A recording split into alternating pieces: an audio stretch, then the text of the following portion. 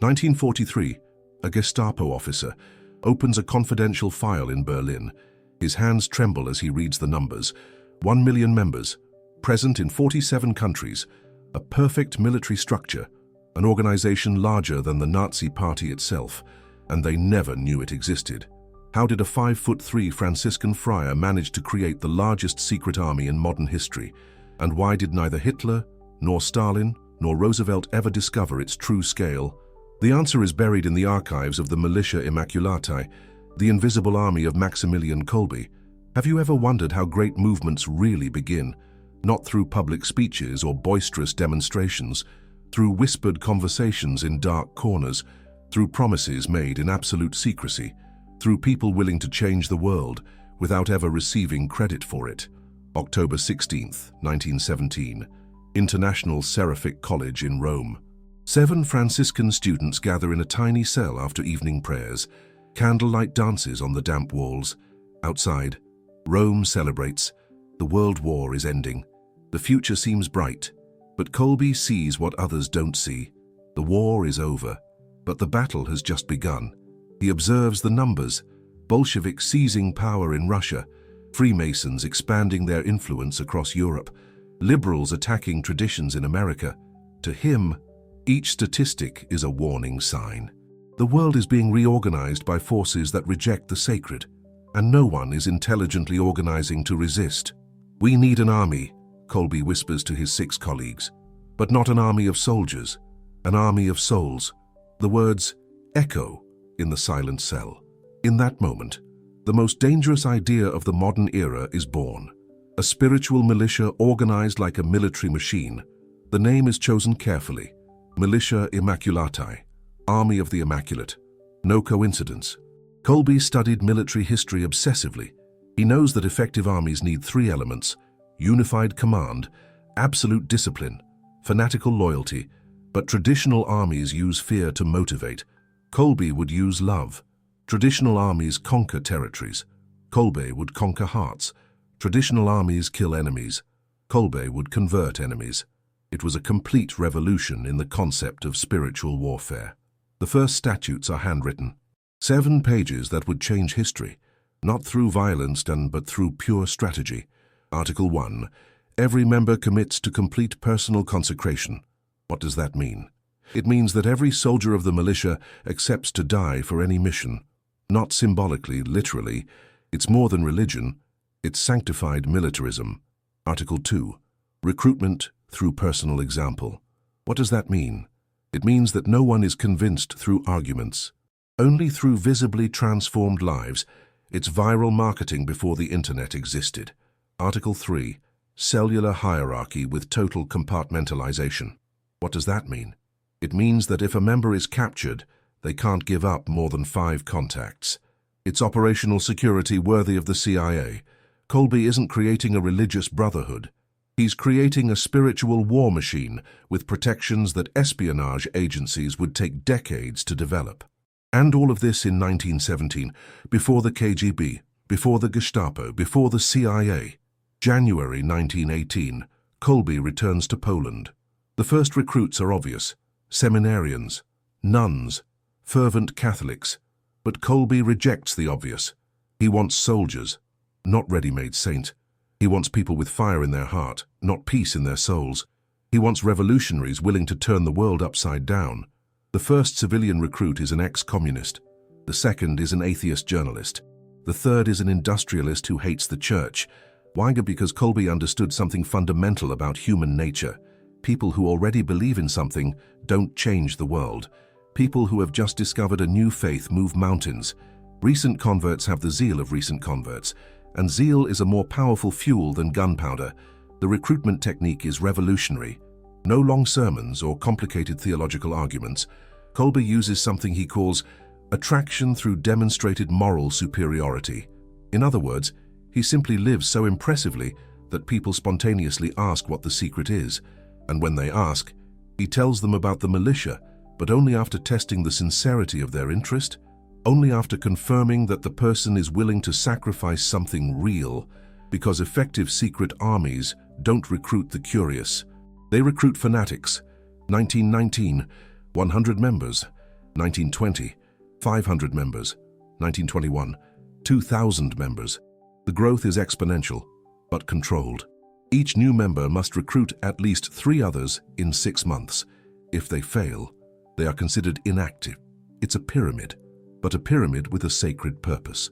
And pyramids with a sacred purpose grow faster than any other social phenomenon. Kolbe establishes levels of commitment. Militia first class, militia second class, militia honorary.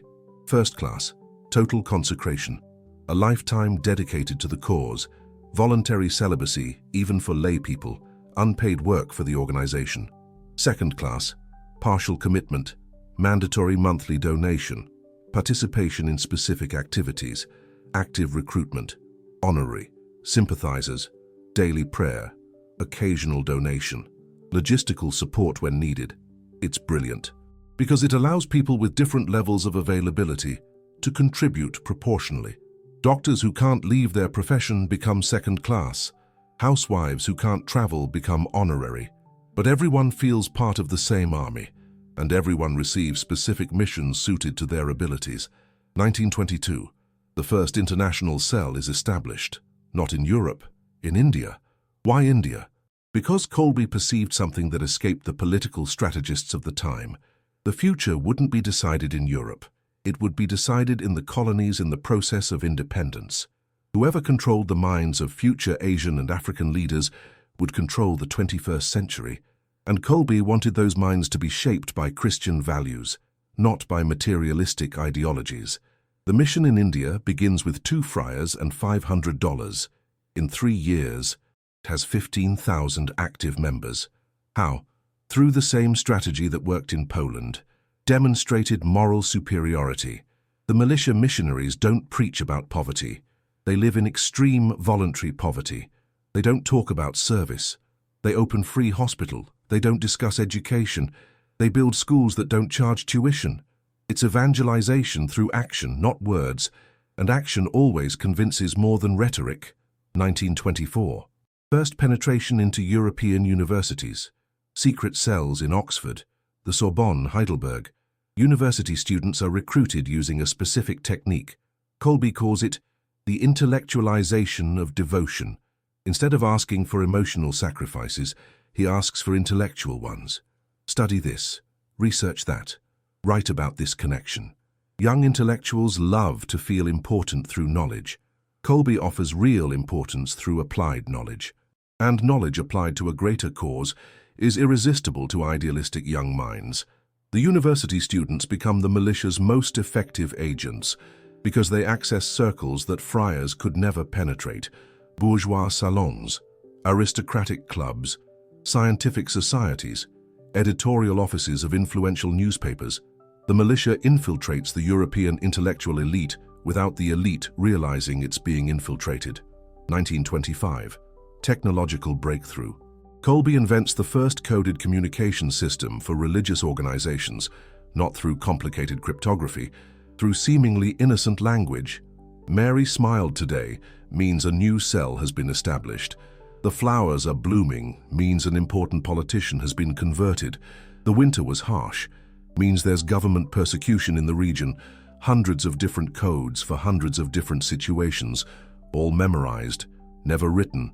The militia's letters look like normal family correspondence, but they contain strategic information that moves thousands of people simultaneously. It's encrypted WhatsApp in 1925, decades before the necessary technology existed. 1926. Kolbe founds Neopokalanów, but few know that the city's true function isn't journalistic, it's military.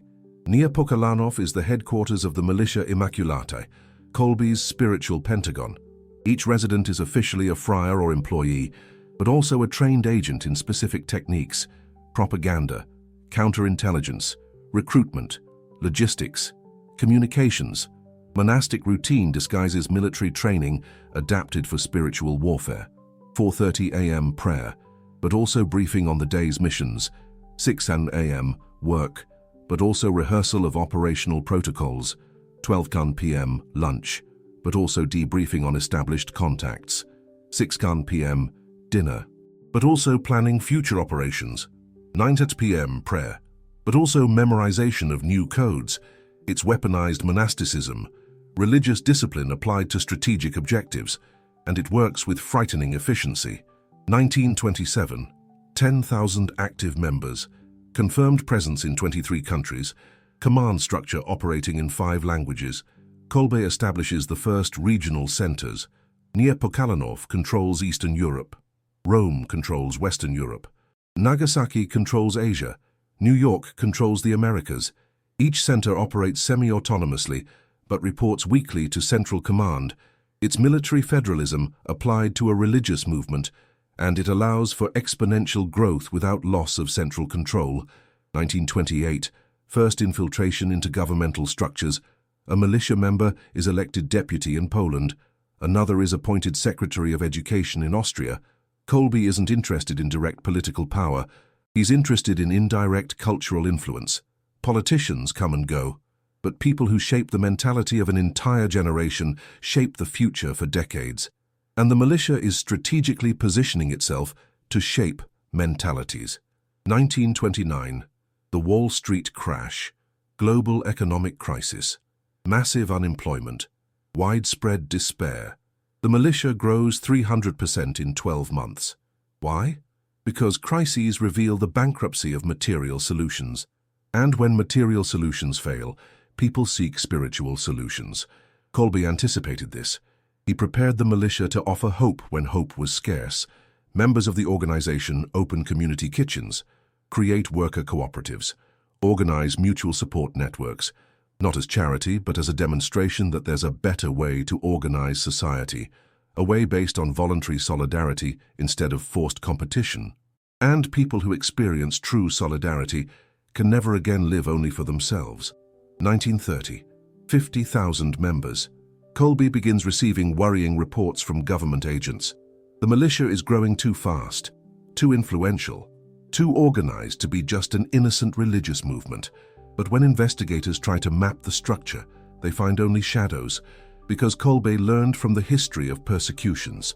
Centralized organizations are easy to destroy. Cut off the head, the body dies. But decentralized organizations are immortal. Cut off one head, 2 grow in its place. The militia is a spiritual hydra. Each cell can operate independently if necessary, and that makes it indestructible through conventional methods. 1931, first attempt at hostile infiltration. Communist agents try to infiltrate the Warsaw cell. They are discovered in 48 hours. How? Because Kolbe developed counterintelligence techniques based on spiritual discernment. Each candidate undergoes a 6-month observation period. During this time, he is tested in ways he doesn't realize. How does he react to criticism? How does he treat people of a lower social class? How does he behave when he thinks nobody is watching? People with hidden motivations always betray themselves through behavioral inconsistencies. And trained militia members learn to detect these inconsistencies. It's natural selection applied to spiritual recruitment. 1932, 100,000 members. The militia becomes the largest lay religious movement in modern history, but also the most secret, because Kolbe understood something fundamental about real power. Ostensive power provokes resistance. Invisible power shapes reality. Hitler would build a movement based on public spectacle. Kolbe built a movement based on discreet influence. Hitler would conquer countries through brute force. Kolbe would conquer cultures through gradual transformation. Hitler would last 12 years. Kolbe would last centuries, because some victories are loud and temporary. Others are silent and eternal. 1933, Hitler comes to power. Kolbe receives the news via a coded telegram sent by a militia member in Berlin. The message is short. Winter has arrived sooner than we expected. Kolbe reads it 3 times, folds the paper, puts it in his pocket. He walks to the Nepokalanov chapel, not to pray for protection, to activate war protocols. Because the Militia Immaculatae wasn't created for times of peace. It was forged for this precise moment. The moment when organized evil confronts organized good. And finally, the world will discover which of the two prepared better. First order, preventative dispersal. All central files are destroyed, member lists burned, correspondence incinerated. In 48 hours, There is no physical evidence of the militia's existence, but the organization continues to function perfectly. How? Because Kolbe had anticipated this moment 15 years ago. Each member had completely memorized their function and contacts. Each cell could operate independently, indefinitely. It's like a gigantic spider web. You can destroy any part, the rest remains connected, and it continues to catch prey. 1934. First Nazi infiltration detected. An SS officer attempts to infiltrate the Krakow cell. He's discovered in 6 days. How? Because militia members developed something no political organization had ever managed to create: collective intuition. 15 years of intense interaction created a group sensitivity that automatically detects imposters. It's like a family that recognizes strangers instantly, but a family of 100,000 people spread across 30 countries. The Nazi infiltrator is treated with absolute courtesy. He receives all the information a new member would normally receive. False information, of course. And when he reports back to Berlin, he provides data that leads the Gestapo to investigate wrong addresses, non-existent people, imaginary activities. It's disinformation on an artistic level. 1935.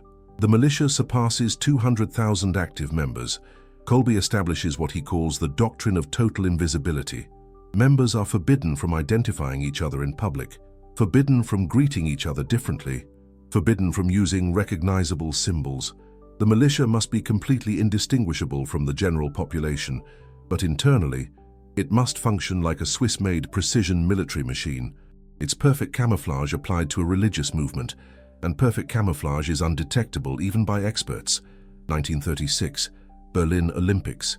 Hitler uses the event to demonstrate Nazi superiority to the world. Kolbe uses the event to demonstrate something very different.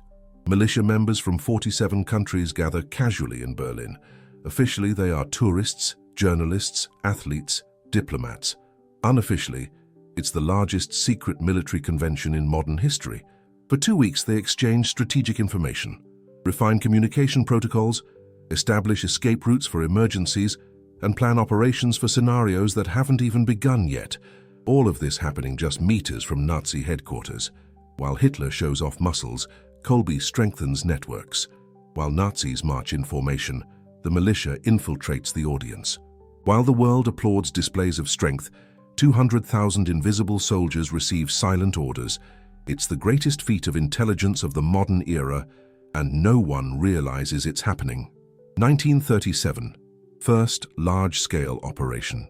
The militia simultaneously coordinates spontaneous protests in 15 countries against anti-Semitic laws. The protests seem unrelated. Different organizers, different apparent motives, different forms of expression, but they all happen in the same week. They all use similar language. They all pressure the same vulnerable points of local governments. It's global coordination disguised as local coincidence. And it works. 3 countries back down on anti-Semitic legislation, not out of fear of the protests, but out of fear of the invisible organization that managed to coordinate the protests. Because if someone can organize simultaneous demonstrations in 15 countries, they can organize much worse things. 1938. Kristallnacht. The Night of Broken Glass marks the official beginning of the systematic persecution of Jews. The militia activates emergency humanitarian protocols. In 72 hours, a network of safe houses is operating throughout Europe. Not houses of militia members, houses of members, friends of friends, acquaintances of acquaintances. It's a web of solidarity with 6 degrees of separation. And 6 degrees of separation are enough to hide anyone anywhere. Thousands of Jews disappear from Nazi radar. They don't flee to other countries. They simply evaporate within Germany itself, hidden on remote farms, church cellars, attics of bourgeois houses, isolated monasteries, all connected through the invisible network of the militia. 1939. Invasion of Poland. The war officially begins. For the world, it's the beginning of a military conflict. For Kolbe, it's the final phase of a spiritual war that began in 1917. The militia now has 350,000 active members, confirmed presence in 52 countries, operational structures on all continents. It's larger than any national army, more organized than any espionage agency, more disciplined than any political organization, and completely invisible to government authorities. But invisibility has an expiration date, and the deadline was about to expire.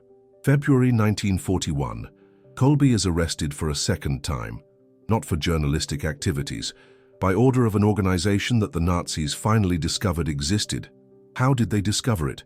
Through something Kolbe couldn't control. Excessive success. When you save many lives, the saved lives leave traces. When you influence many people, the influenced people create detectable patterns. When you change the world, the changed world reveals who changed it. The Gestapo intercepts a letter. A single letter sent by a militia member in Rome to another member in Paris. The letter uses all the correct codes, but it's intercepted on the wrong day by an exceptional decoder. A decoder who has just discovered the pattern, and patterns reveal systems. Systems reveal organizations. Organizations reveal leaders. In 6 weeks, the Gestapo maps 40% of the European structure of the militia. It's a disaster, but a disaster that Kolbe had foreseen and planned for. Activation of Protocol Phoenix. If the head is cut off, the body continues to live until a new head grows. Temporary command transferred to the American center. Regional leadership assumed by previously trained commanders. Kolbe may die. The militia will continue to function. May 1941. Auschwitz. Kolbe receives the number 16670, but he remains the invisible general of the world's largest resistance force.